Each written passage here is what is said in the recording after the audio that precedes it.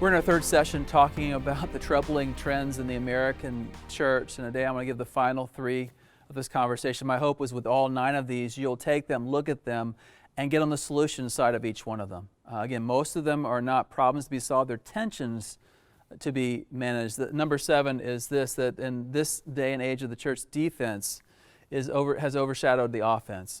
Defense is this idea that I need to protect the truth and protect what I have and be all about kind of hiding from the world. That we're a fortress protecting ourselves from the world. So we're going to protect the sheep, and this is the angle of there's wolves out there and things like that. But the fact is that the gospel is supposed to be taken to the entire world.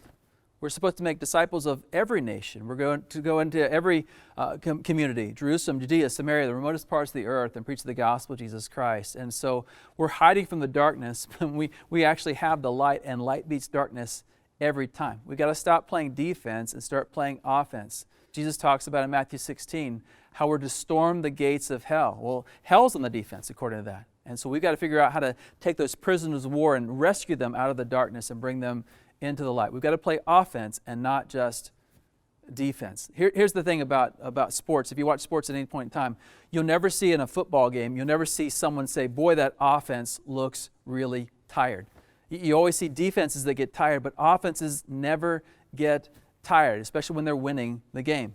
Second is that practice has eclipsed prayer. We have so many seminars and so many great events out there. I recently went to the Global Leadership Summit, and there were 400,000 people that went to that summit, which is great. We learned these different practices about ministry and leadership. And but watch what happens when you have something that has to do with prayer. I mean, people will go to all sorts of great events, Exponential and Catalyst and other training events, but hold a prayer event and see what happens. And my concern for the church is that we're so focused on what we can do, we've forgotten what God can do.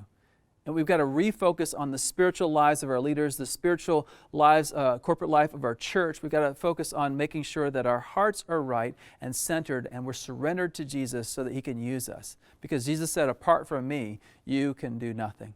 And then finally, my concern is the troubling trend is that fear has outpaced faith. That a whole lot of decisions we make are based on what's happening in our government, or what's happening in our streets, or what's happening in the concerns of the media, and we just can't be that way. We just can't be all about fear, concern how other people might respond. Listen, Jesus said, don't marvel if the world hates you. If they hated you, remember they hated me first. And we've got to make sure that we're a people of faith and not a people of fear, that we're trusting God, believing that He has gone before us, and we're trusting Him to reach our communities, our neighborhoods, our country, and the world with the gospel of Jesus Christ. I'd love for you and your team to talk about these things. This has been a Converge Whiteboard Leadership Moment. To learn more about Converge or to join us, check out converge.org.